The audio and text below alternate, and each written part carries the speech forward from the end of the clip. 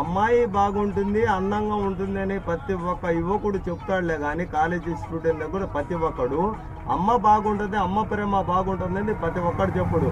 అమ్మ ప్రేమ నమ్మనోడు, అమ్మాయి ప్రేమ నమ్మినోడు చితికి పోవాల్సిందిలే కానీ అమ్మ ప్రేమ నమ్మినోడు ఎప్పటికీ ఇంట్లోనే ఉంటాడు. అది సోదరులాల బ్రో, ప్రతి ఒక్కడు గుర్తించుకోండి. అమ్మ ప్రేమ కంటే అమ్మాయి ప్రేమ అంత విలువైనది కాదు. అమ్మాయిని ప్రేమిస్తే చితికి పోవాల్సిందే కానీ అమ్మని ప్రేమిస్తే అమ్మ దగ్గరే ఉంటారు. ఇది ఒకటి గమనించుకోండి. దాన్ని కరెక్ట్గా చూసుకోండి. నిన్ను చిన్నప్పటి నుంచి పెంచి పెద్ద చేసిన అమ్మని మర్చిపోయి ఒక అమ్మాయి జోలికి పోతే నువ్వు చితికి పోవాల్సిందేలే కానీ ఎక్కడికి పోవాల్సిన అవసరం లేదు.